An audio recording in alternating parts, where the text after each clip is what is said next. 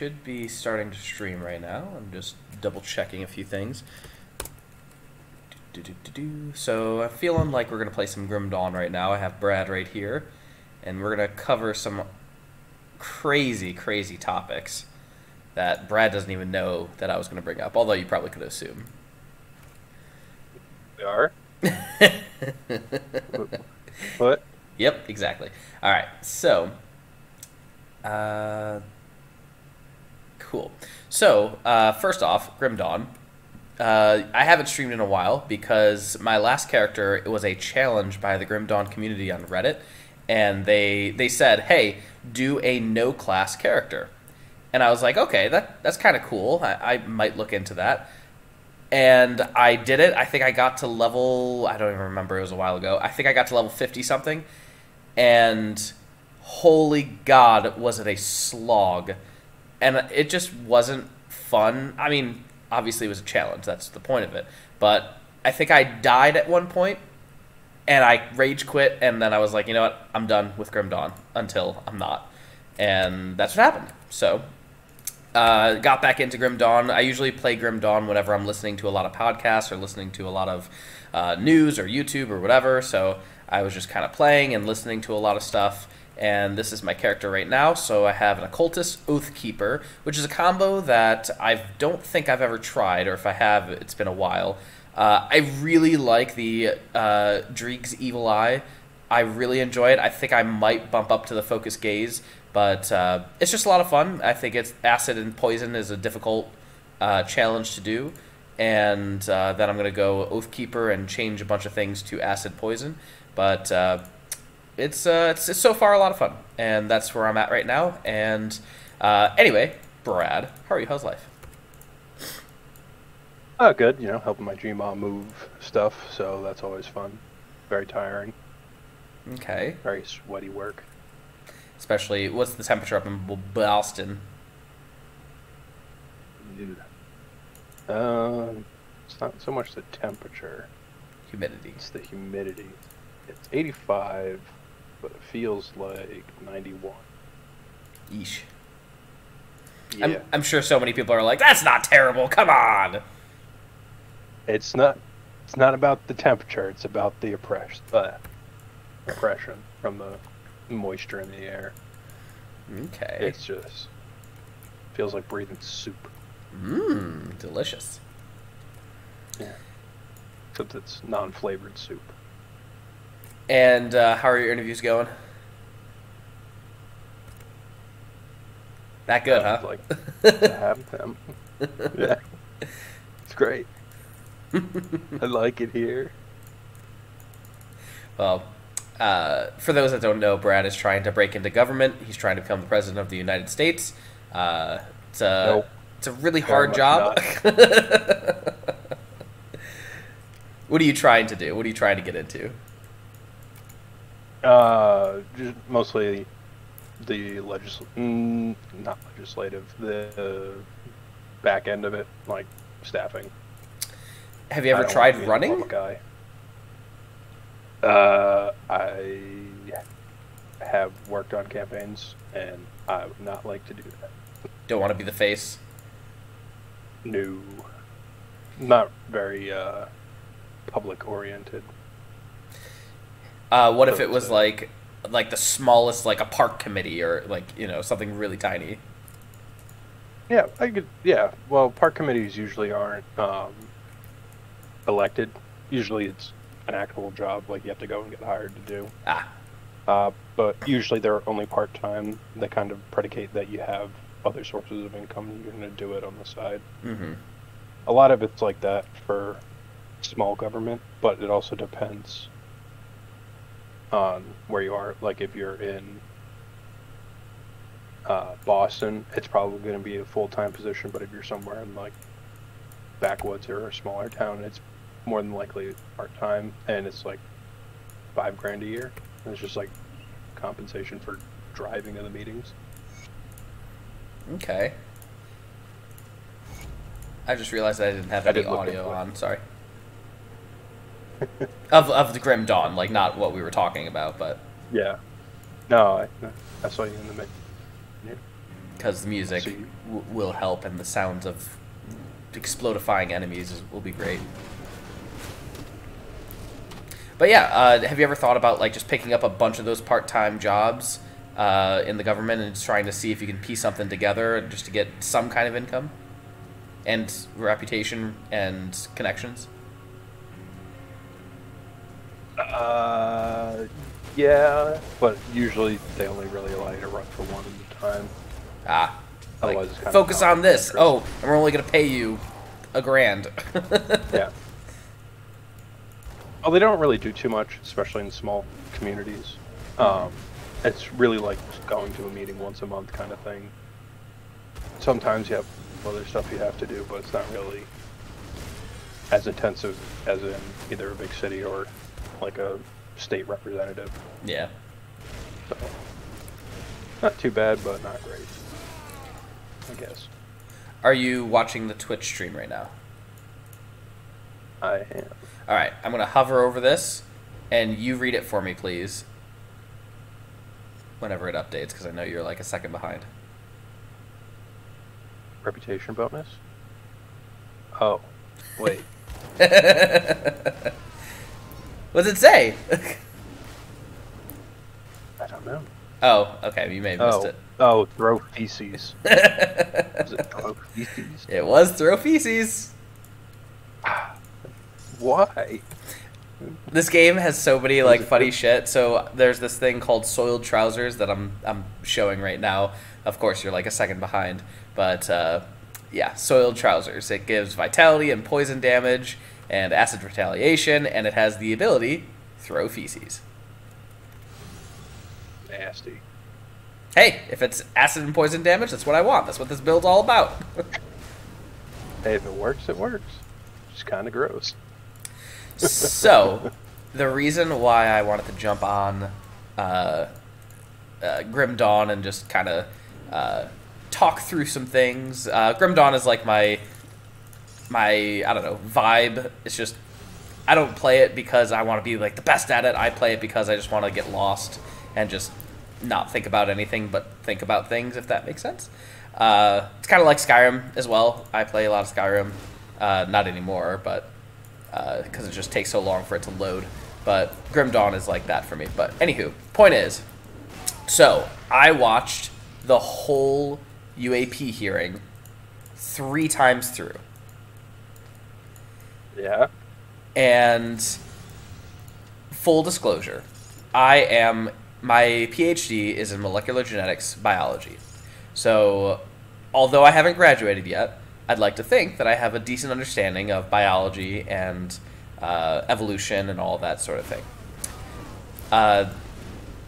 And what David Grush has been saying has been like pretty crazy, because it would blow open a lot of things.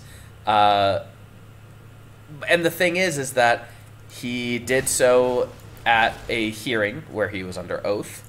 And that's why I wanted to talk to you about it. How bad is it to lie under oath? Depends how bad the lie is. I don't think for something like that you probably get like a small fine, realistically. It's not like jail time? Maybe. I mean, it really depends on who's running the ship at the time and if they're particularly angry that day. Also depends on, if he's dropping anything confidential or anything like that. So it really depends on the substance, I guess, and if anyone cares, which I think is the bigger part. Gotcha. Like if it's just like he's pulling stuff out of his butt, they're like, yeah, whatever, just get out of here. Crazy. So, so what was said in the hearing was Ryan Graves and Commander Fravor, and then David Grush, and what they said. So the first guy was saying, in essence, hey, I have a bunch of guys in the that go on missions that see these things, and they don't know what they are. And from a safety standpoint, and my job is all about safety, we need to know what these are. We need to know if they're like safe. And one of them flew between, you know, a couple of our pilots, but within 50 feet, and almost hit them. And I don't care what it is. It could be anything. But if it's us, if it's the U.S., why the hell are you engaging in something so dangerous, becoming 50 feet within, you know, our $1 million things? And if it is also us, why didn't you communicate that you're doing a test and we could just stay away from it that day? You know. And then he said, and it's still happening to this day. Like, there are still these things that are flying around our airspace that no one is disclosing to anyone. And he's like, listen, I don't care if it's alien or if it's us, but if it is us, you need to tell us so we don't fucking fly by it, so we don't lose pilots because of stupid accidents. And that was his kind of big thing. Then there was David Grush, who was saying that he has insider information about secret programs of reverse engineering programs for these UFOs, UAPs, whatever you want to call them, that they are from non-human intelligent beings. Now, that's pretty astonishing. David Grush also has claimed that he has never seen it with his own eyes, but he interviewed 40 different people, and over the course of 4 years, got all this evidence, and then finally brought it to his superiors and was like, hey, this is happening, just so you know, what are you going to do about it? And then nothing ever happened about it. And David was like, you need to tell someone, because one, you're diverting funds, which is illegal, and you shouldn't do that, and contractors have already been fined a lot of money and gone to jail for misappropriating funds, for taking money for something and putting it somewhere else. And he's like, at the bare minimum, that's happening. At the bare minimum, misappropriation of funds. And again, he's claiming all these things, that he has evidence, he has witnesses, 40 witnesses, and it's crazy. And then Fravor is the famous Tic Tac pilot. Him and 3 other pilots were, in 2004, were off the coast, and they saw this Tic Tac-like object that was flying so fast that it was beyond our comprehension of flying vehicles. It had no exhaust, no wings, and it took off 60 miles away from him in under a minute. And they have like data on this, they have video footage on this. It is a thing. People know it is a thing. The Department of Defense released the video and said, yes, this is a thing. And it's true. Okay, what is it? Department of Defense said, it's a UAP. Okay, what is it? And then they just are silent. They don't say anything. And again, is it the U.S.? I don't think it's China or Ukraine, or not Ukraine, Russia. But like, if it is the U.S., like, we kept things secret. We kept things secret for a while. The Manhattan Project, the bomber, the helicopter shenanigan, stealth helicopter, and whatnot. Like, we know how to keep a secret. Okay, that's fine. But maybe just tell us, yes, it's us. Don't ask more questions.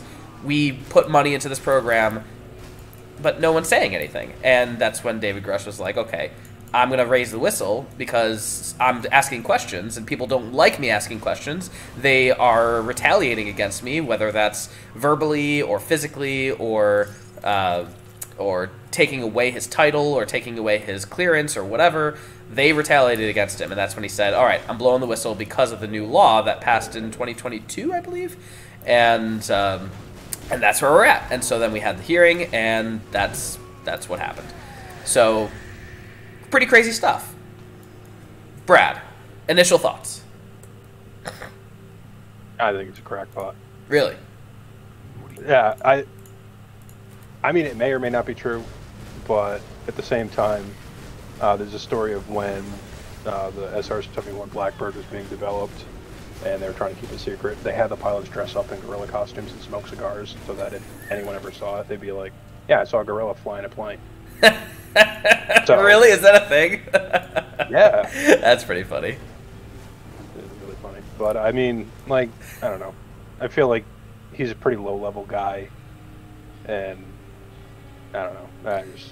See, I don't think he is, because I dug into like what his title was, what his clearance level was. He was Title 50, And he was in charge of discovering UAP programs in the military. That was his job, to find those things. And so I don't think he... And all the things that he said to Congress, he said, I can tell you in a skiff. And just get me in a skiff, and I will show you pictures. I'll tell you the witnesses. I'll tell you the contractors. I'll tell you who they are. He mentioned Boeing, I believe, and I'm sure Lockheed Martin is also behind it. But he said, I'll enter a skiff, and I will tell you everything. But they tried to get into a skiff, and he was blocked. Why did they block him if he has nothing to say? Why did the DoD say, there's nothing to share, so don't enter a skiff? You know, like, and that just raises more conspiracy theories. Yeah, I think really, though, it's probably some super secret government program that they just don't want anybody to know about. But, I mean, realistically, we're so insignificant. I don't see why aliens would visit us right now until we can prove that we're not going to blow each other up too often. So that was actually one of the big theories because... so I went down the rabbit hole. So, again, I am a skeptic. I do not believe in ET. I don't believe in any of that crap. I do believe that there is life in the universe. I do not believe that it is intelligent. I believe in microbes and shit as a biologist. And let me get behind that for a minute. Again, I am not an evolutionary biologist. I'm a molecular geneticist, so I understand DNA and all that decently well, I think. I would hope. I mean, I'm getting a PhD in it. But I know a decent amount of evolution. I can explain it okay. And roughly, how old is our universe, Brad? Our universe, I think it was 13 billion years? Yep, that's the number that's been thrown around a lot. So it's 13 billion. And that's the number that's thrown around a lot. I'm not a physicist, obviously. I don't know or anything about that. But that's the number that they give. Cool. As a biologist, I know that when did life begin? Do you know, Brad? 5-ish billion. About 4 billion, yeah. So about 4 billion years ago. That goes from the beginning of these chemical reactions that occur all the way to microbes, all the way to multicellular, all the way to intelligent life in the last 200,000 years, roughly. All right, cool. So it took 4 billion to get to where we are today. Now, evolution does not have an agenda. There is no end to evolution. There is no, like, the end result is sentient beings. No, that's not how evolution works. Now, if it took 4 billion years to get here, the question is sentient life on average 4 billion? Is it 6 billion? Is it 3 billion? Who knows? What's the pressure that creates sentient life? And biologists don't know what that is. But we know it took us 4 billion years. All right. Awesome. So we have that. How much of that? That's about a third of all time that we know of. 13 billion. It took 4 billion. So that's a third of all the time ever that it took for sentient beings to develop. Not to mention sentient beings who are spacefaring, you know. So that's where my skepticism comes from. This is the argument that, it's the argument that we're the oldest sapient life in the universe theory, right? I don't know about this theory. Or if I do, maybe I am paraphrasing it. Yeah, I mean, that's basically what it is. It's just because relatively in the span of time, we evolved pretty quickly, so that we're just ahead of the curve. But did we? And like, that's the question, is there's no other standpoint to look at this. Now, again, molecular geneticist. Let's look at different species, different animals, different bacteria, prokaryotes, eukaryotes, etc. And we know that there's something called the background mutation rate. And what this is how quickly do the A's, G's, T's of a creature, organism, change? How quickly does it move and change? So if the background mutation rate is 1 mutation every 1,000 years, every 10,000 years, every 100 years, whatever it is. If it's 100 years, that's a very fast mutation rate. If it's 10,000 years, that's a very slow, in my opinion, mutation rate. So there's different mutation rates. So whatever people say, it took us 4 billion years to get here. Well, yeah, but evolution does not work in a straight line. It can go faster or slower depending on a lot of factors. And what the evolutionary pressures are, like a lot of people know that sharks have not evolved that much since they originated because they had no need to. The pressures were not really there to require them to evolve that hard, especially in colder environments like the Greenland shark and such. Those pressures just aren't there. So it's just a mind-boggling thing that I'm trying to just bumble my way through. And again, I'm not an expert, even though I have a PhD or getting a PhD. I don't believe I am an expert in this, and by any means. It's just something that I can think about. But, anywho. Any thoughts? No. It kind of lost me for a little bit there. Oh, sorry. It's scientific. No.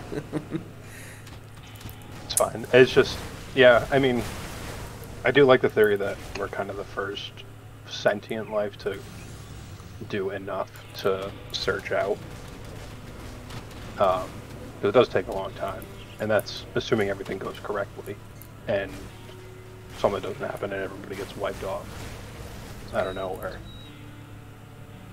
So I went down the rabbit hole, and I decided to start looking up because I mostly got this information from the UFOs subreddit on Reddit, and I didn't even know who David Grush was until I think it broke the front page on Reddit, and I was like, oh, okay, let's see what this guy's all about. And it was about, he's gonna break through with a News Nation interview. And I watched that interview live because I was curious. I was like, okay, who is this guy? What's he saying? What's he going through? And during his interview, he made some amazing claims. And I was like, okay, they're amazing claims, but where's the proof? Yeah. And that's always the question: is show me the pictures, show me the people, give me the names, give me the where, when, and how, and why, etc., etc. And, of course, he said it's classified. I was like, okay, is this a nothing burger? And I just kind of wrote him off after that. I was like, whatever. He's going to go to court or go to the hearing, and who knows what will happen. And but in that community, I was kind of following it nonchalantly, and they were mentioning all these different figures throughout history, the different military commanders, different stories, different things. And I was like, I have never heard of any of these. So then I started looking them up, just out of curiosity. And the amount of stories from military people that I assume are not dumb because they worked at nuclear facilities, it's just staggering. The amount of people that have come forward to testify, not under oath, just is amazing. And what is going on here?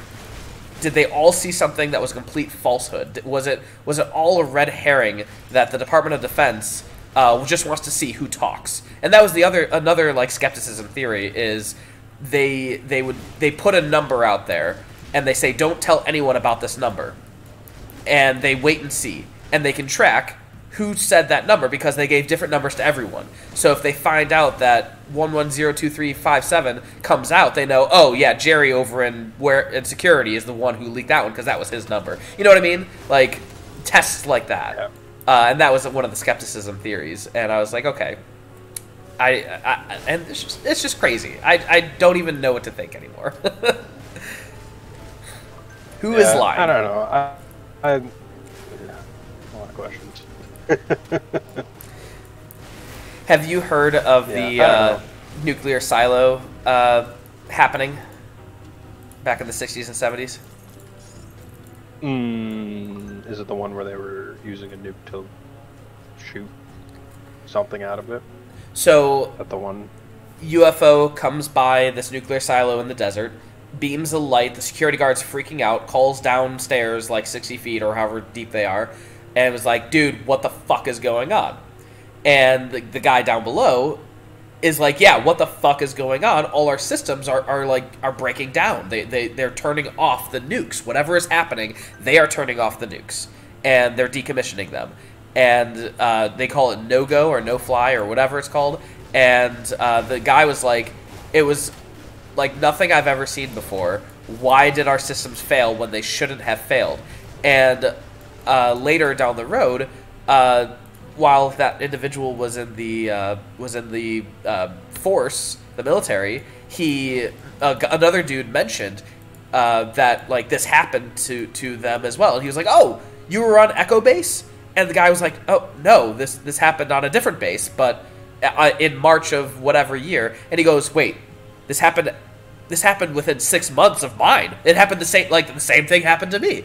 And it's like, okay, was that a military operation where they wanted to see who talked? Did they want to test new theories? Like, if this happened and multiple people claimed it happened, there's no records of it, of course, because they delete everything, or these people are lying. But again, why would they lie? What is the benefit of them? They're just a bunch of old men now who have nothing to lose. And maybe that's the reason why, because they have nothing to lose. They just want to stir the pot. I don't know. But stuff isn't bonkers. Yeah. I don't know. It's probably like 75-25 secret buku military stuff versus aliens. But I don't know. I think it's just a bunch of stuff that they're like, hey, we really don't want to let this stuff be known, because then other stuff might happen. Yeah, and like, maybe... go ahead. Because if, like, I don't know, say we had a plane that could go, I don't know, like Mach 25 or Mach 30, like, multiple times, and was solar powered and stuff or whatever, like, that's a huge security risk for anybody. Because that's, like, an hour from here to China. Yeah. Take. And Fravor said that. Fravor? I don't know how to pronounce his name. Yeah. But, I mean, it's not probable, but it's one of those things where, okay, we did this and we don't want anybody to know. We're not using it, but we can do it, kind of thing. But, I don't know. But the thing is, it's also classified that no one's ever going to know. Yeah, but the thing is that it's been reported since at least the 50s. So did we have this technology back in the 50s? And that just seems... Well, in the 50s, there weren't really a lot of, let's generously say, good planes. And that's right about when we started getting into jet engines. So a lot of people only knew, like, propeller planes. Okay. So if something funky like the X-15 was flying around, they're like, that's a fucking UFO. That's a tic-tac. Because the X-15 is basically just a rocket that you strap a guy into. It's super not safe. But it looks like a UFO if you have no idea what a jet plane looks like.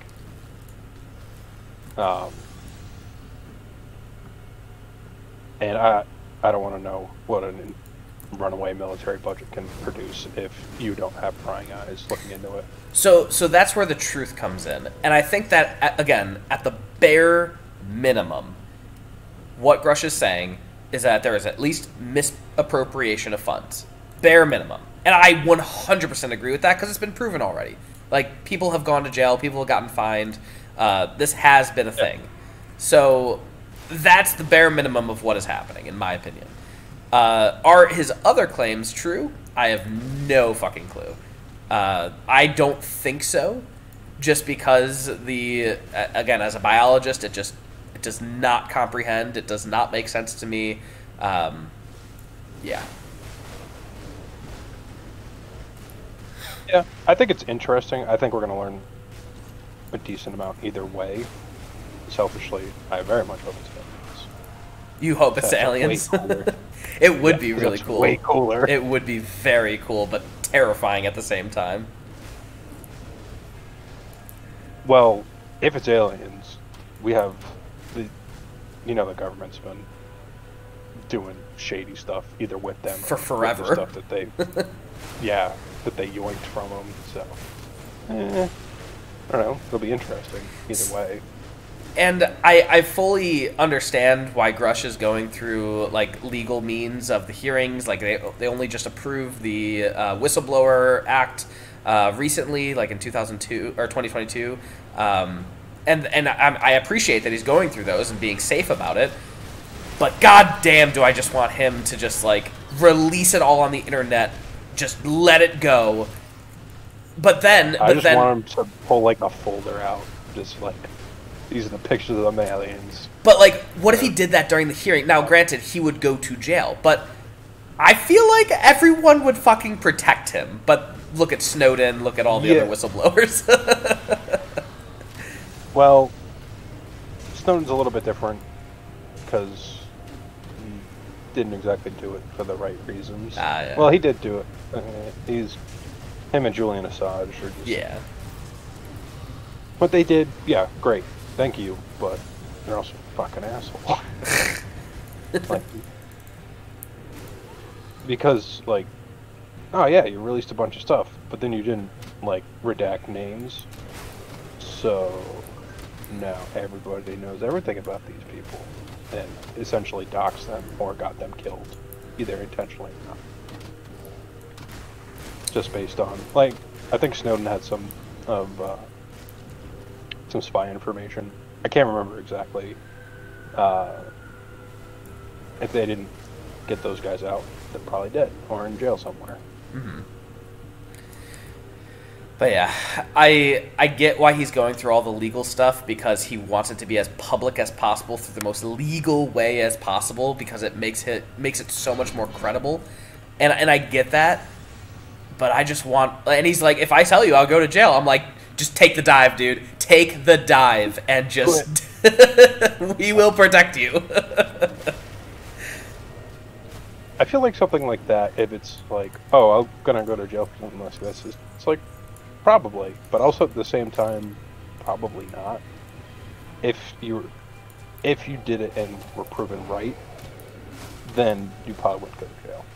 Because then you're bringing up a legitimate issue that's being withheld. Yeah, but then maybe it shows his hand. Like, this is what I know. And then the authorities, or like the military, or whoever is against him, the other party, would figure out ways to negate it to the best of their ability. You know what I mean? So they would see his hand. Yeah. I don't know. It's no right answer. Well, in a way to, there's no not easy way to do it. But I mean, he's probably not working for the government again, so I said bite the bullet. Exactly. But I get it. He has a wife. I don't know if he has kids.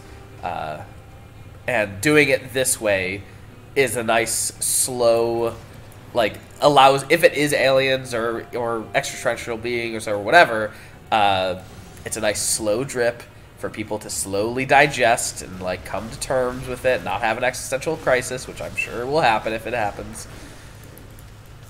Urge the Xenos. Huh? That's gonna be a thing. Urge the Xenos. That'll be a thing. Seriously. Instantly. I mean, think about religion and how fucking nuts that would blow things open. Yeah, that probably wouldn't be great. Even the Pope said that you're supposed to love aliens. Do you think the Pope really meant that, or is he just placating the people who believe in aliens? I think he's just trying to, like, reemphasize, like, hey, our entire thing is about love. So you love your neighbor no matter who they are. Love your space neighbor. Love your space neighbor. And maybe they were, like, trying to say something like, love every race, every gender, every, you know, ideology. It's more of a, I don't know. I think if there are actual aliens, I think it would really depend on if they're nice or not, how it kind of goes down from there. So obviously, it's how it always works. Of course. So all of the witnesses from the 60s, 70s that were on the panels in 2001 and 2010, all those witnesses were asked the question, like, I do not believe that they ever meant us harm. They just wanted to show us that we know what you're doing, we know how to fuck with you by turning off your nukes, and we know, and everyone has said, we think that you are, you're going the wrong way, is like how they interpreted those spacecrafts, is you're going the wrong way, turn off these nukes. That's what those not whistleblowers, but witnesses to the old timers, what they have said. Yeah, it's possible. Oh man, it's so much fun thinking about it. Yeah. But listen. The minute they're like, "Oh, there's aliens," I'm getting my way onto a rocket. It's just. Listen, if it's easy peasy space travel, I want to go to space. If before I had kids, I think I would have too. But now I'm like, you know what? Everyone else have your adventure. Let me know how it is. Have a good time. Write to me, call me. You know. You could bring your kids with. Nah. It's too uncertain. Well, right now, if it gets good enough. Wait for the tourism business. I was thinking colonies, but yeah. Ecologists? No, colonies. Like, build a city on Mars or something. That'd be pretty cool. Yeah. Who was it? Who was the astronaut who claimed that there was colonies on the other side of the moon? I don't think I've heard of this. Yeah. Armstrong and that crew, I think, were the ones who... not Armstrong himself, but who was the other guy? It was probably Collins. There was Buzz, Aldrin, Lance Armstrong. Yeah, he went to the moon. It was Buzz Aldrin, Armstrong, and then Collins. I can't remember his name.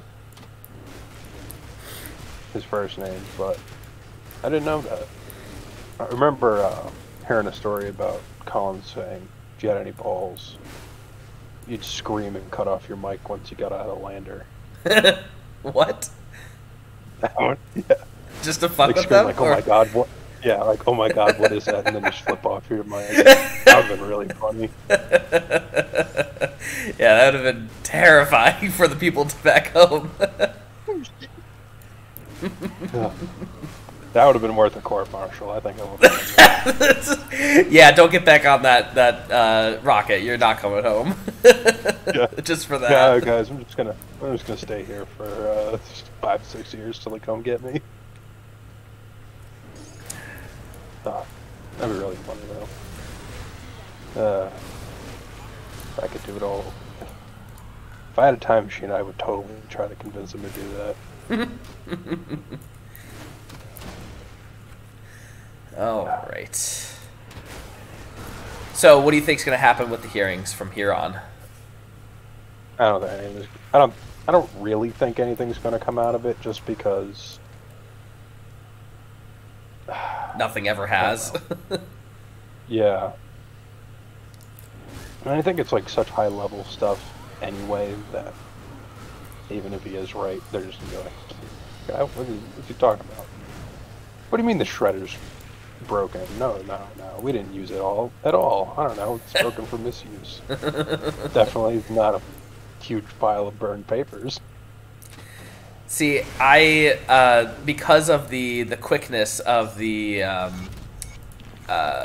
Chuck Schumer's bill, the UAP Disclosure Act, they're trying to figure out a way for people to disclose anything about UAPs. And so the House wrote it up, the Senate just approved it and made some revisions. It's going back to the House, and hopefully the next session they're going to get it. And the other thing is, a lot of people are saying, this is a distraction. This is, you know, anything about UAPs is always a distraction. And I get that. I understand it. But, like, I'm smart enough where I can follow multiple topics at once. Like, let's be real.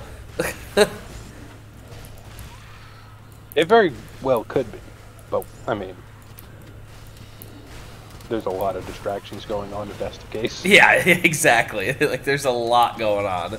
So, I feel like people who say it's a distraction is just... that's always the excuse. I feel like that's always the excuse. You could say the Hunter Biden shit is a distraction. You could say that anything is a distraction, whether what side you're on, you know. And I just I don't buy it. I don't believe in that crap.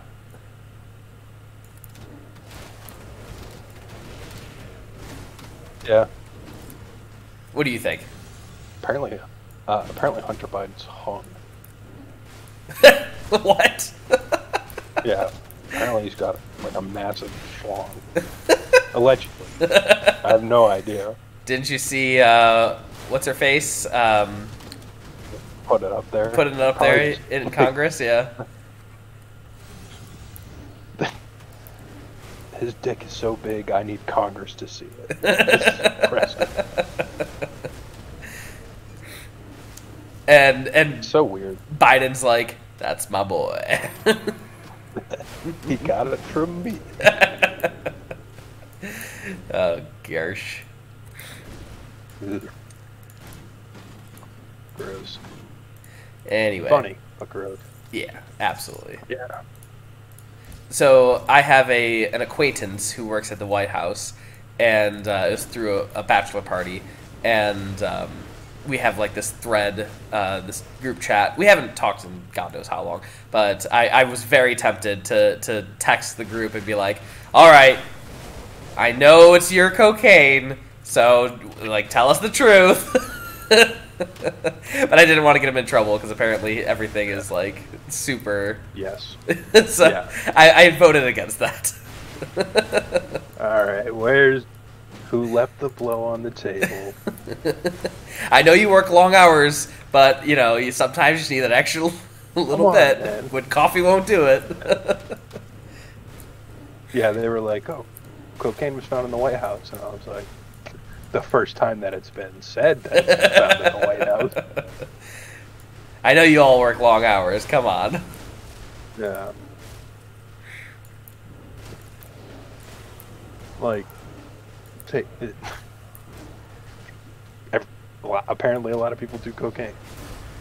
Someone's gonna do it somewhere in the White House. My money's on just some random staffer. Yeah, I mean, you got to stay awake for long ass hours. So yeah, no, exactly. Oh, just get through the midterms helps get through long hours. All right, I think I'm going going back to the game now. I think I'm going to pick up that, and I'm going to pick up the Aegis of Menhir, and I'm going to get this, which will change everything to acid damage, which is, I think, what I want. And I think I also want this bad boy right here. Fire damage converted to acid, physical damage converted to acid. So yeah. Anyway. Alright, I need to recall and go sell some shit. I just want to see what Grush has. And I hope he doesn't Epstein himself. Because then that would raise so many more conspiracy theories. And that's what I don't want. Yeah. That's the bad stuff. Man, that would be a real bummer. I mean, yeah, the dude seems like a nice dude. Not only that, but like, we were so close. Yeah, that's the big thing. And it's going to make conspiracy theorists just go off the fucking rails. Yeah, I think that would make it worse, not better. Oh, definitely. And hopefully who's ever in charge of the Epsteining understands that. But the thing is that you with such a high-profile dude like Epstein, and whatever happened to it? Like, did we just brush it under the rug and that was it? Yes, but that one's a little bit different because there were a lot of people who were very interested in not having that come out with this guy, it's not as powerful people. Well, let's just pretend that it is Lockheed Martin and Boeing and a few other contractors and a bunch of high executives in the military that have seemingly an unlimited amount of money, more than any billionaire in the world, because the military budget is fucking astronomical. So I think that they are the most powerful people of the world in terms of money, you know? Yeah, but not multiple governments not wanting stuff out level, a la Queen of England. Yeah. Who, yeah. Yep, I get it. One country versus a lot. Did not want Epstein to squeal like a very stuck pig. I'm just so curious. It's just so interesting. I want to know, damn it. And I can't believe I went down the rabbit hole that I did and watched so many freaking videos from like 20 years ago just to see it firsthand. Because that's the other thing. A lot of this bullshit is he said, she said this, what not. But it's like, okay, the stuff exists where I now can just go to the source, watch the video, and make up my mind from watching it. So that's exactly what I did. And none of it's conclusive, obviously, because if it was, then we wouldn't be here today. But why are there so many people coming forward? What do they get out of it? Are all of them writing books? Are all of them getting a check of $10,000 if they, participate? Like, what is the point? I want to know. And there is no answer. At least not that I can see. They're not living lavish lifestyles. They're not, I just don't know why they would come forward with something like that. Yeah. Well, they could genuinely believe it, but there's also the issue of anything that you don't know that's flying is a UAP. That is true.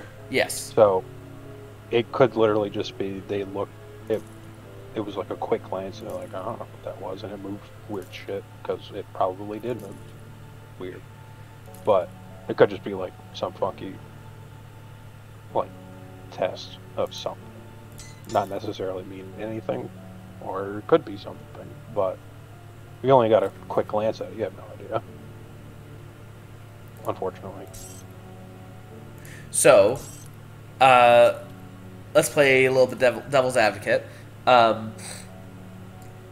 Let's say, most UAPs can be solved for pretty easily, but then there's a certain percentage that are not.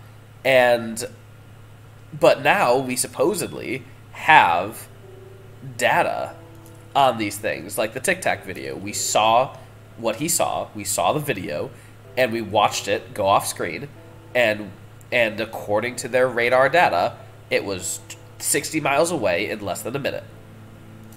What is that? We have the data. Now let's ask the question, all right, we have the data. What are some things that it could be? And the answer is we don't know. Yeah.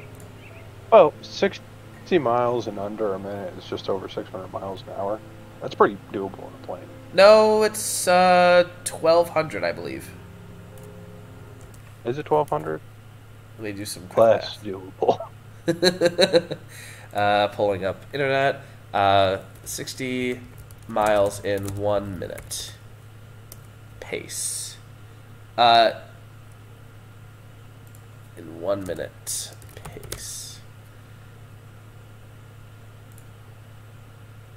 3,600 miles per hour. Yeah, that's pretty not doable. Yeah, no, that the amount of G's that is insane. Yeah. All right. Yeah, that's pretty nuts. So maybe it could also.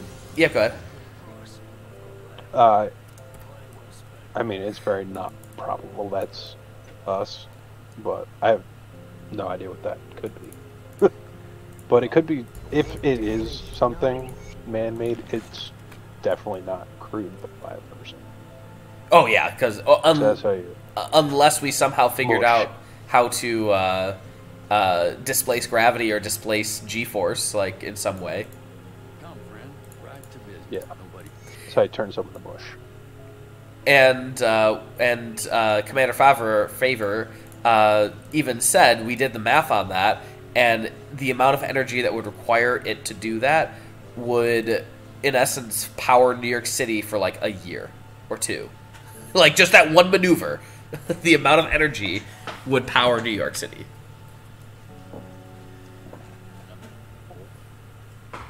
It's a lot of power. It has a lot of power. So, and maybe like it was a hologram, maybe it wasn't actual material, but then why did it get picked up on a radar? You know, is that possible to fool a radar that way? And I don't know these. I have absolutely no idea about radar technology, but why did it show up on a radar? And you know, Actually, a lot of stuff shows up on radar, except holograms, obviously. yeah. So like, is there a way to project matter that makes it look like it's completely solid, but really it's like not solid? You know. I'm gonna say no, because I couldn't conceive of how that would be possible unless you hacked into the radar or you were messing with it. But for radar to actually pick something up, it has to have signals bouncing off a physical object. Yep. And that's the radar that you and I understand. There might be more advanced systems that we don't understand. Yeah, there's different kinds of radar. Kind of. It's called radar, but it's not really that type. Like there's infrared radar, and then there's the normal one with the sound waves, I think. Sonar. Yeah, that's sonar. Yeah, I'm not super educated on that stuff, but I do know there's different types. But we don't know which type is being used or whatever. And then that I begs, don't know. There's a lot of funky stuff. but then that begs the question of, if it was a malfunction of their systems, don't you think that's also like, or if they got hacked, like that's still a national security risk. So Yeah. if they were being bamboozled, that's a problem. There's a lot of problems. Yeah, any way this goes. Yeah. It's always interesting now. Just because if there is an explanation and they just don't want to give it, we're not really gonna know. Even if it is something insignificant, just like, I don't really need to know about this time. I don't know, Private Jensen got shithoused and fucked up the radar installation. Yeah. It's just something you fix and move on with. But you'd think that like that person would get written up and whatnot, but nobody ever comes forward saying, "Yeah, I fucked up. That was me. I'm sorry. Like I got fired." You know. Listen, man, I wouldn't admit that. It's like, yep, it was aliens. It wasn't my fault. But like wasn't me. everyone on the ship would know. Yeah. They were saying how if there's a rumor or if there's a secret about someone on the ship, usually everyone, about 5,000 people know it in about 30 minutes. Yeah. I find that very funny. It's like high school. Hey, you don't have a whole... Well, the ship's pretty big, but you don't really have a whole lot of room on them. So I get it. Not Well, a lot of I entertainment. don't know. I mean, yeah. I prefer to be pessimistic about this trial so that I'm happily surprised if anything comes out. I see. Yeah, that's the way to look at it, honestly. I just want to know, like, can Burchett or Luna or anyone, AOC, anyone, Gates, just send a Twitter and be like, met in the skiff with David Grush. Holy shit. Like, that's all I need. That's all I need. Just a tweet of, like, we met in the skiff. Period. Ugh. I don't know. It'll be interesting, regardless, whatever comes up. But I have no idea what's going to come up, or if it really matters in any way, significantly. Yeah, I think it's time for me to move on and stop obsessing over it, because it legitimately, like, I lose sleep over this. I lost sleep over this. Excuse me, lost sleep over this. You're down deep. You're in the rabbit hole, man. I fucking am in the rabbit hole. I watched so many goddamn videos, read so many reports, and I need to just stop. So I think I'll take your position of I'm just going to assume the worst, and if something good happens of it, I am pleasantly surprised. All right. Yeah, best way for me. Otherwise, I'm just sitting there like, please be aliens, please be aliens, please be aliens.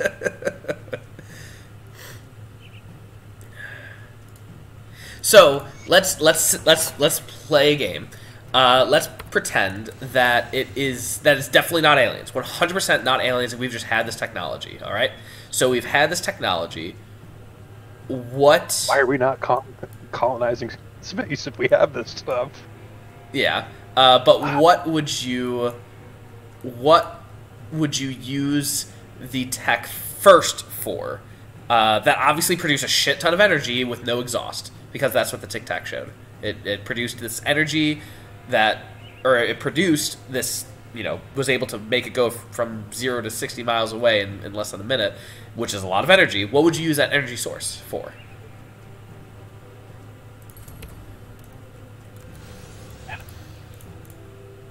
This is gonna sound bad. There's a lot of good things you could do with that.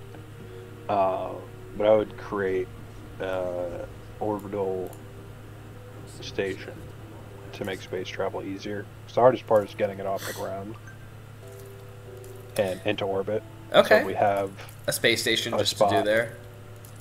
Yeah. Then we can stop fucking up our planet and fuck up other planets that don't matter. So you wouldn't try to fix this planet first and then move on?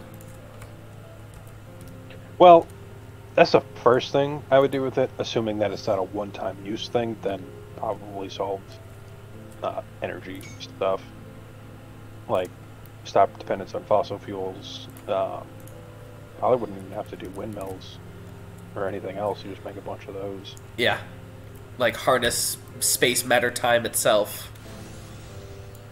Yeah. Dyson sphere. That would be pretty cool. I got rid My of... issue with Dyson... Oh, good.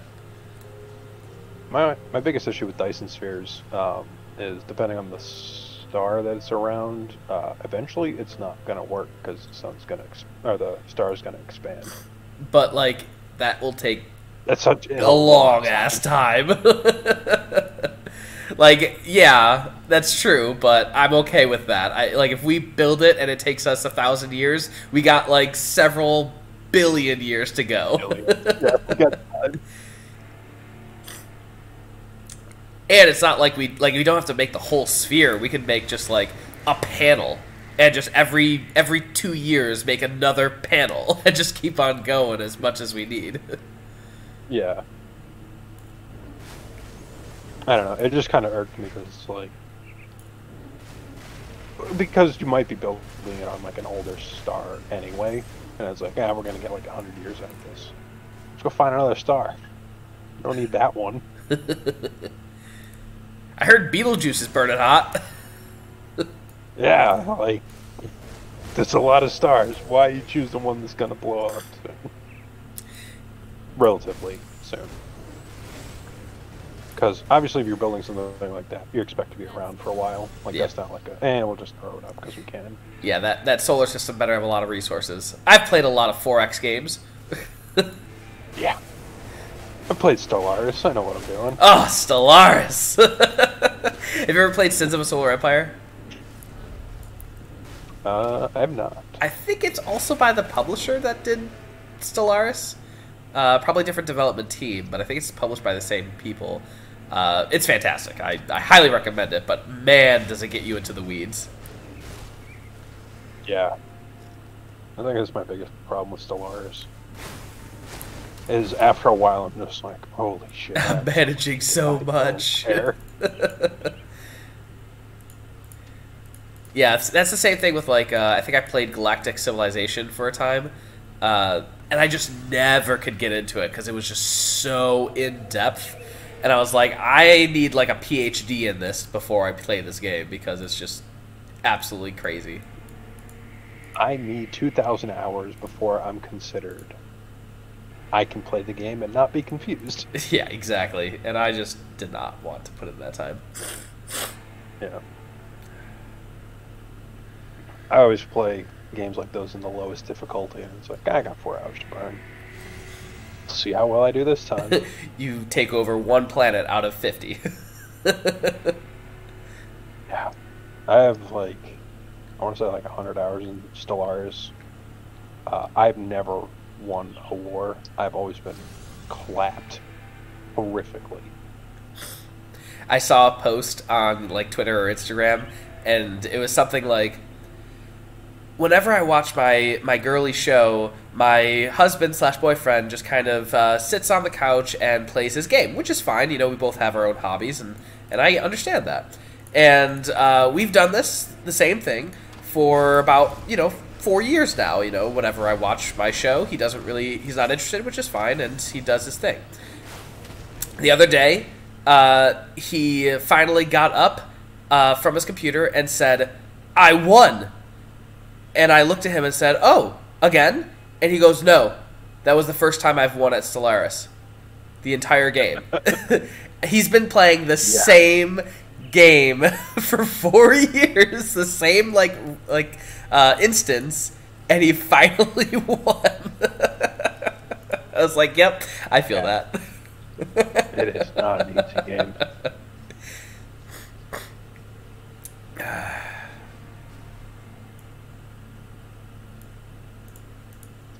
Let's see. Oh, there we go. Okay, cool. I forgot that I need to do things. I'm talking Grim Dawn now. Yeah, I need to go back here. Tell this guy I already killed this dude. Thank you. Alright, now I need to go slay the others.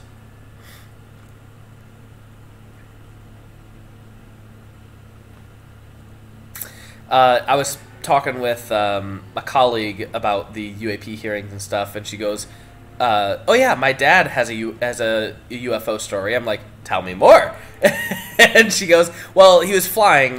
He's in the military, and he just saw it one night, and like saw lights over. I think it was Arizona, and that was that. Like, it wasn't anything crazy. He just saw something that he didn't know what it was." And I was like, "Oh, okay."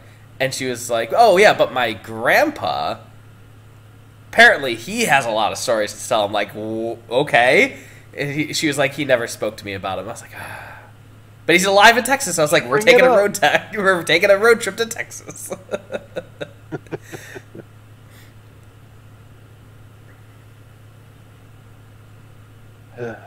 Wish I had a UFO story. Some Not people very common up here in Boston for some reason. Yeah, in the Northeast in general. Weirdly enough, they're very common around Air Force bases. Of course. And yeah, there's probably a lot that are legit, like, military operations. But even the DoD said we have these encounters and we don't know what they are. So is it an enemy or is it something else? And that's the question. Or they're just playing coy. We've already been in a space alliance for like 20 years now. Don't worry about it. Oh my god, that'd be so cool. I'd be so pissed off. We could have solved climate change. We could have done... You're telling me I went to school to learn about human government? This is bullshit. Exactly, yeah. Let's see. Alright, I'm going to chuck my shield now. Whee! Ooh, it's S City. Acidity. Acidity. Acidity? Acidic. Semitic?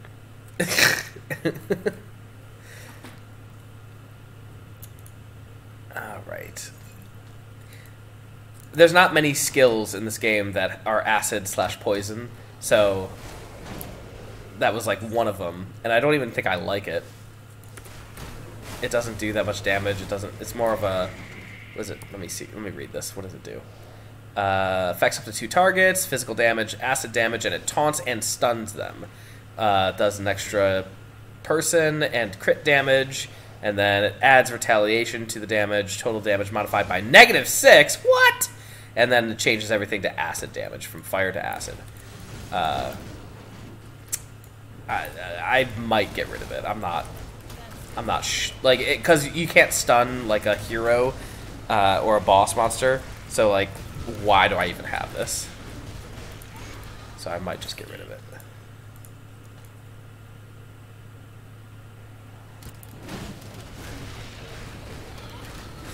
Did I tell you that I got invited to write a blog post? No. Yeah. Dude saw me on Reddit, and he was like, "Hey, would you want to write a blog post for my blog?" It's relatively new. It's small, very small. But I was like, "Sure, why not?" And so I'm in the middle of writing it, which I probably should be doing now instead of playing Grim Dawn. It always is. There's always something better to do. Yeah, exactly. But I think it could be good. I mean, whenever we try to get like publicity for our stream or just gain a community, you always start with other people who are small with you as collaborators. Yeah. Like, I'm not calling up Critical Role and be like, "Hey, you want to collaborate?" Hey, let's do something together. I don't know who you are.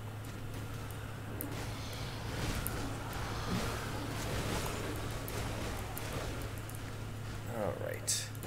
Secret location. Secret tunnel. Collect. Alright. And now we're going to touch this totem. And stuff is going to come out. It's going to be scary. Will I die? Let's find out.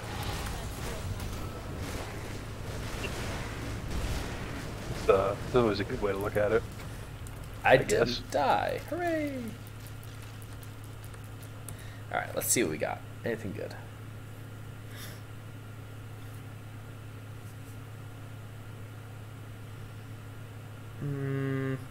That actually might be good.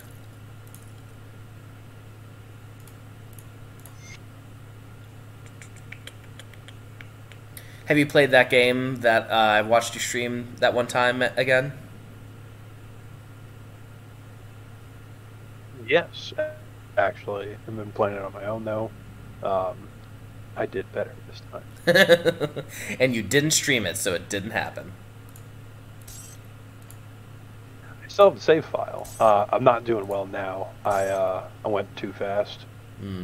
So it's kind of iffy if it's going to work or not. Stretch yourself too thin. I have a bunch of people like, can't get enough food. That's a problem. For all the people. Yeah, that's a big problem. The biggest problem.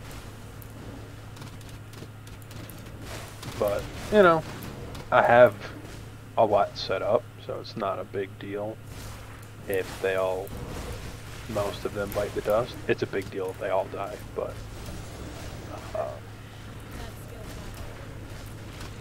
could be worse. Not by much, but it could be worse.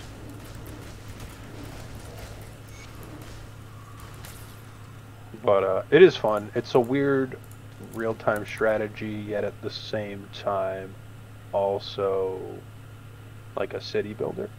Which is pretty fun. Once you like got just higher level or higher Yeah. clearance. It takes a while to get there.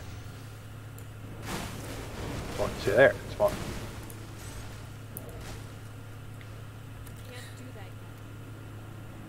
I don't know if I like games like that, where the gameplay like completely changes from survival to base building to. I mean, maybe it matters in the game, but It doesn't actually change all that much.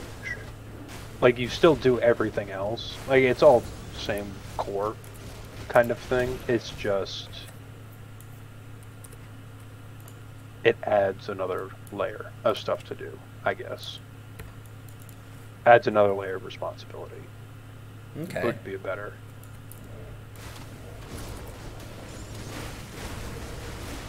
explanation of that.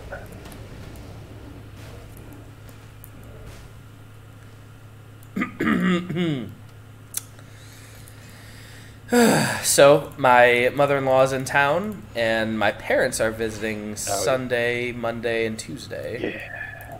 Excited for that. That's nice. It's always fun with the in-laws. Well, I'm hoping to get my dad to help me with a lot of home projects. Like, we have painting going on. What are you working on? Yeah, we have painting. We have. I really want to get like the caulking for the kitchen and the bathrooms like resealed because it hasn't been sealed in a very long time and it just kind of looks crappy. So I wanted to do that, but you know, do you have? I don't think we've ever spoken about this. Do you? How do you say? Are your parents together? No. They're not. No. Okay. Very much not together. Are you in contact with your dad? No. Okay. Very much no. Okay. Well then, scrap what I was gonna say. That's not what you think. It's not what I think. He was abducted by aliens? Yes. I knew it. I'll text you. Okay, yeah, that's not a problem. Doesn't need to be, and you don't even have to text me. Like, don't even worry about it. It's not anything of interest. Yeah. It's not a bad. Oh. Okay, I see how it is. I mean, you were more than welcome to. I just want to make sure that you are comfortable. Well, yeah. What I was going to say was, growing up, my dad was one of those dads who, like, you look at them and they could do anything. Like, have you ever seen the College Humor, the 6 ways you'll see your dad throughout your life? I think I have, but it's been so long. The first phase, I don't remember. the first phase was like, of the 5 people you've met so far, your dad is definitely the best. He knows the answer to everything. Dad, how much does the president make? Oh, $1 billion, son. Everything. Just like something stupid like that, like how a little kid sees their dad as like a superhero, and like that was very much how I viewed my father as well, growing up, and then eventually it's like when you're in the teenage phase, you view your dad as the tyrant, the king who won't let you do anything. Just like, I feel that, and I was gonna say, like, my dad is one of those people who I feel like could fix anything or do anything handy, and so I try to. That's why I'm waiting on him to be the one to fix my shit. Even though I'm totally capable of doing it, I'm like, Dad, you could do that. But anywho, were you saying anything? Sorry. No, just time. I was in a basement, so it's pretty grody. Just now? No, when I was helping my grandma. So, it's a very gross basement. Mm. Does it have a dirt basement, or is it a cement?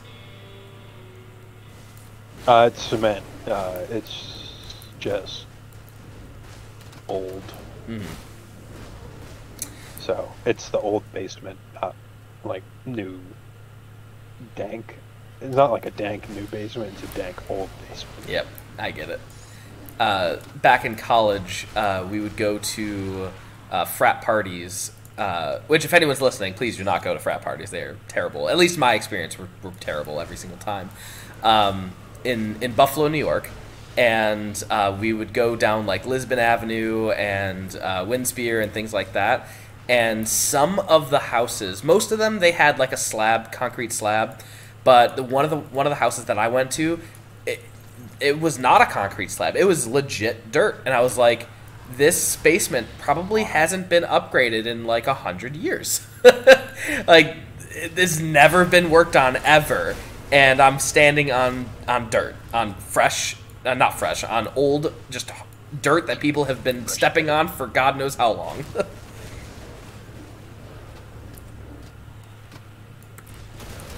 I mean, it's kind of cool. Really gross, but kind of cool. Actually, at our old house, so where we used to live, it was made in 1924. So we were almost in a 100-year-old house. It was like 98 when we moved in, 98 years old, and it had a poured slab basement. But you could see where they covered up the well that was in the basement. Like, there was an open circle, and that's where they had a well where they would get well water. And I just thought that was really, really cool. Yep. All right, let's up the Chic. shield damage. Sorry, what were you going to say? So it's Ser Chic. Ser Chic? I think. I have no idea what. I just know Ser is very German than chic, Ah, something the kids say. I guess.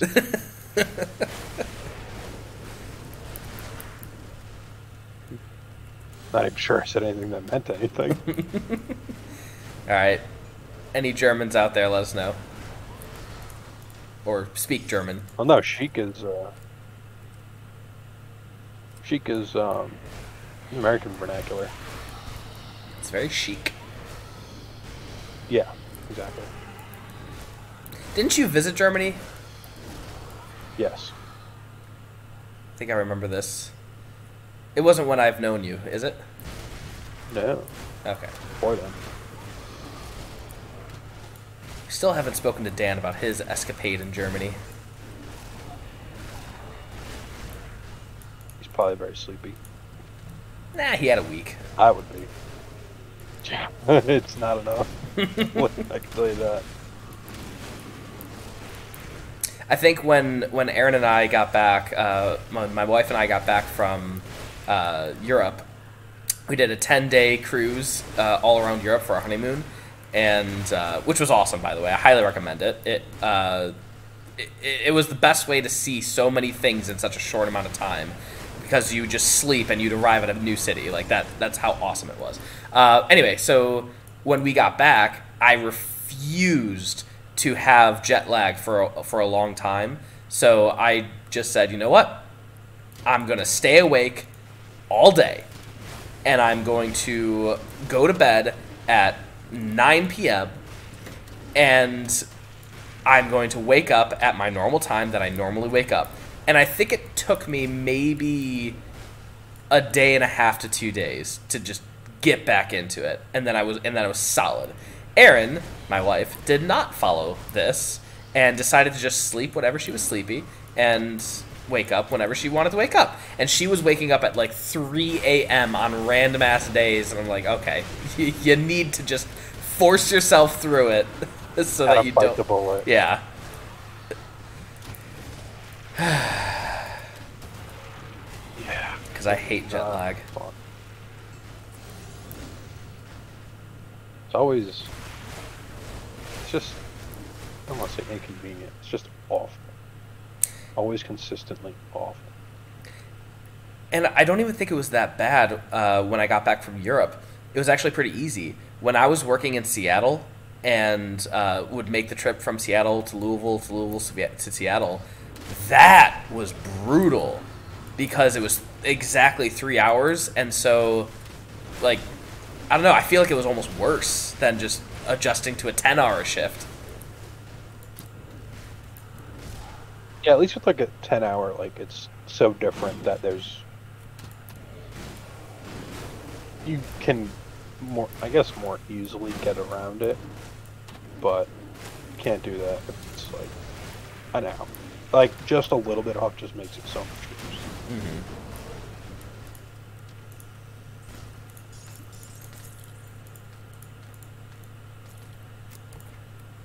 Oh boy, look at that. So, I really want to get this amulet out because it gives a lot of stuff to Bloodburst. What's Avenging Shield? Let's see. Safeguard. I probably... Ooh, Safeguard is actually really, really good. Smite, I don't think I want. Yeah, I can't use Smite. Yeah, and I can't use that. What's Avenging Shield? Hey, I already have it. Sweet. Okay, cool. So that will actually come in handy. So yeah, the amulet that I'm about to put on once I turn level 32 is going to be real dope.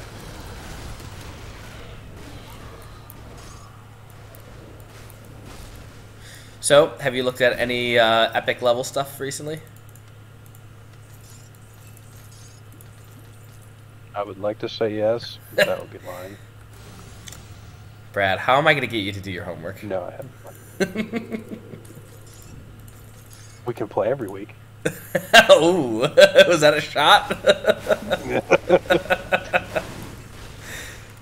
I don't know how it is, but yes. No. Yeah, I just have to remember to do it, honestly. And also find the email.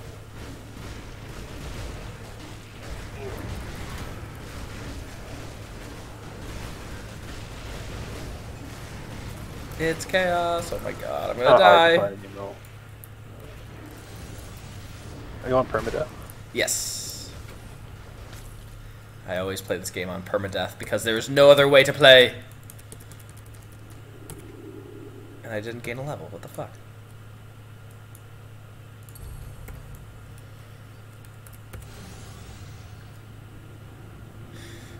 But yeah, if you play... That's what I really like about this game is that the different difficulties unlock different things. Like, the story maintained is relatively the same, but if you're on hardcore, you can get into, like, different rooms that you would be otherwise completely closed off to in normal. And if you play veteran, you get different rooms, and if you play, you know, the higher tiers, you get in different rooms and different, you know, activities happen. And that's what I really like about it.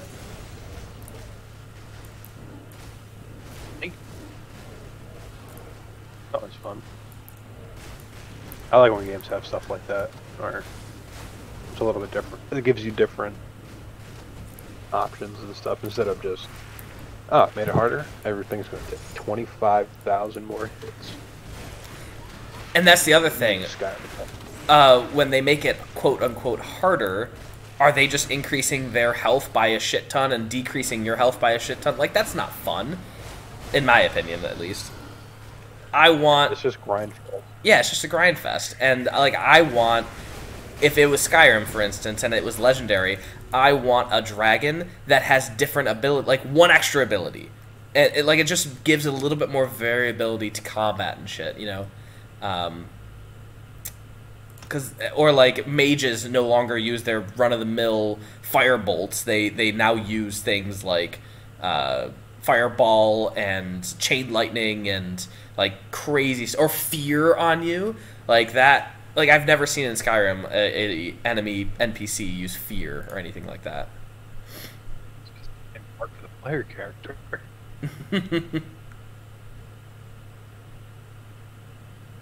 Alright. Yeah, I don't know. I wish magic was better in Skyrim, just because. Did you? You've played Morrowind, yeah? Actually, I sure have tried. It is hard to get used to. Mm-hmm. As in, like, the combat mechanics. Yeah. That's always what smokes me. What was the other one? Why am I drawing a blank? Oblivion? Oblivion. You played Oblivion? Yes. What'd you think? Yes, I have.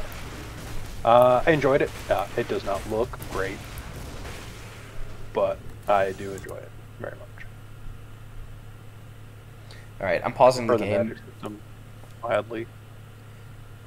I'm pausing the game just because I hear footsteps upstairs, and I'm looking at the monitor right now, and both kids are asleep. So that tells me it's probably my mother-in-law. Yikes. But like normally during this time, it's everyone's nap time, like including my wife. So I kind of figured everyone would just go to sleep, quiet, don't wake up the kids. You wake them, you As take you them. do. Anyway, where I was going with that, Oblivion. Wasn't there like a magic system where you can create new magic things, new spells?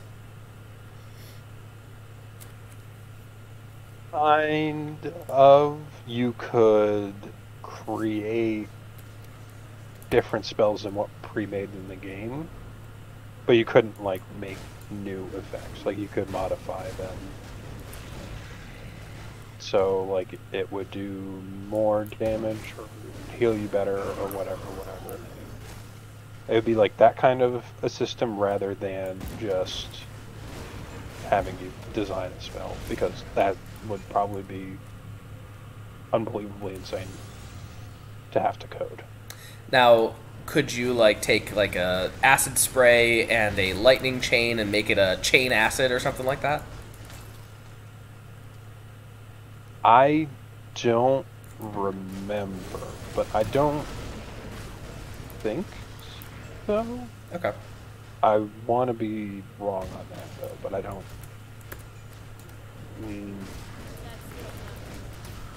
Here's Google. Thank you, Google. Oblivion spell crafting.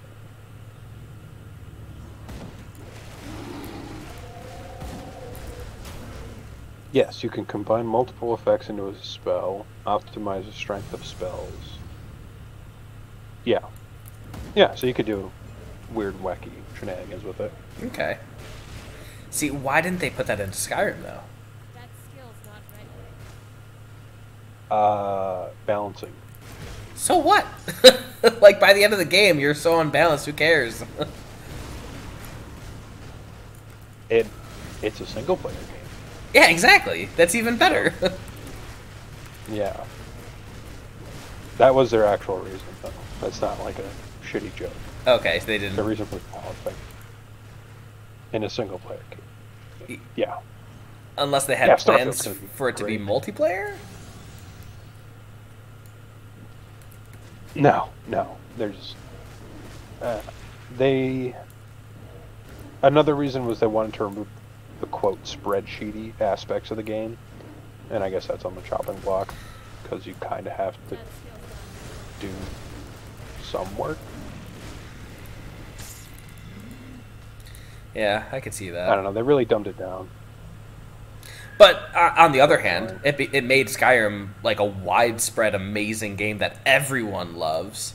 You know, if it was more spreadsheety and more nerd-like, where you had to like do something like that, maybe not had to, but had that option, it would seem too complex. Yeah, I guess. Then I raised you Pillars of Eternity, although not quite as successful as Skyrim. No, definitely not. But Pillars was amazing. Yes. Looking forward to it. I think that would, if they do it, I don't want to say right, but more spreadsheety, and it still has the success, maybe that could prove that those are wrong. Now, you've played Pillars of Eternity too? Yes. What'd you think? I'm bad with boats. Greetings, taken it. I enjoyed it a lot. Just, I don't know, for some reason boat combat, I was just hot garbage with. Even though it's not really any different than when you're on land. I just, for some reason, I can't do it on ships. So I got played stuck it. in the tutorial. Okay. That's what I'm saying. Okay, no, that's fine. I played Pillars of Eternity 2, and I think I got decently far, but I never finished it. And I think it was, honestly, too wordy. I remember talking to Wudika the God for, like, an hour. And I just got bored. I was just like, why is there so much goddamn text with this? And I just want to click through it. And then I started clicking through it, and there was like an extra, like if I would have just let it go, it probably would have taken another half hour just to get through. And I just click all the way through it, and I missed all that dialogue, and I was like, well, I just missed a lot, and was there anything important in there? I don't know. So that's the one thing that I think you can tell a story with less words. Yes. That is a very good example of goddamn, I don't need this many words. Yes. And I yeah, go ahead. noticed that. No, I was just saying, I agreed. I did notice that it was too wordy. Mm-hmm. Whoa! Lots of spiders, holy shit. Alright. Are you an arachnophobe? I am not. However, funny kind of story. Maybe not funny for the person, but someone messaged the AAW Discord and was like, hey, I have a player who's an arachnophobe. Do you think Rise of the Drow would be okay with them? And I messaged them in the group, and I was like, spiders, driders, and what else did I said something funny. It was spiders, driders, and lots of fangs. No. You like either reskin every single monster or maybe let them sit this one out.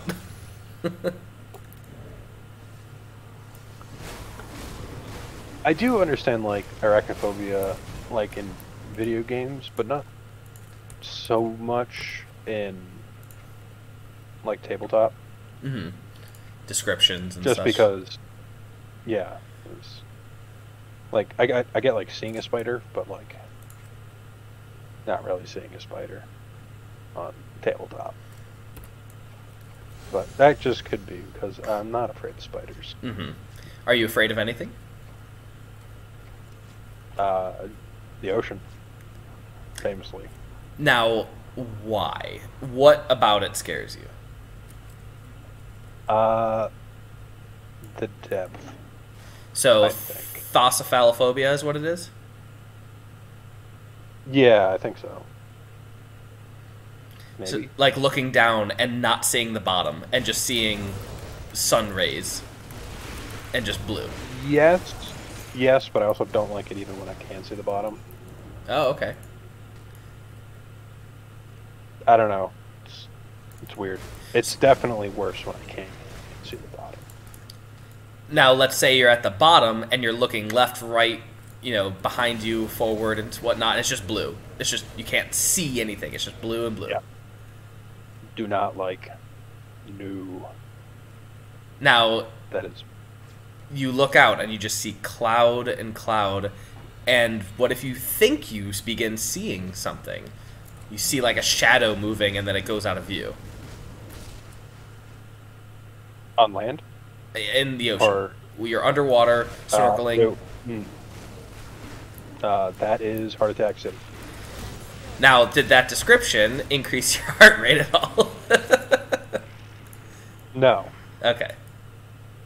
I was trying to see if I could get like a reaction out of you, like similar to how that arachnophobe would get a reaction of like descriptions of spiders, you know. Yeah.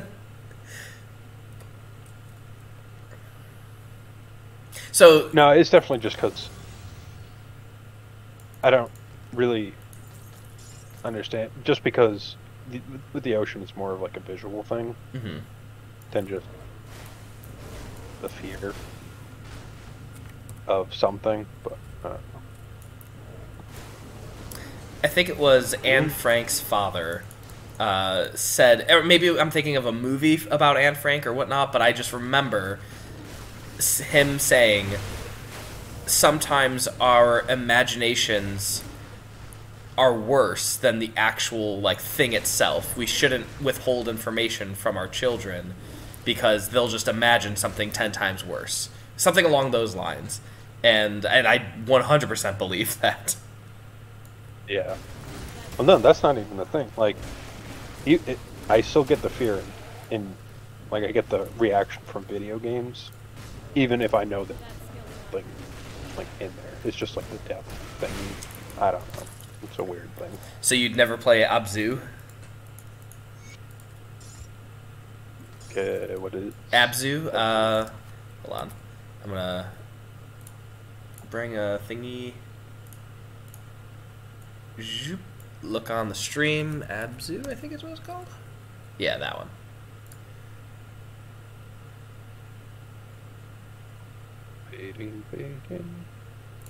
I'm not gonna show it, but it's all about ocean stuff.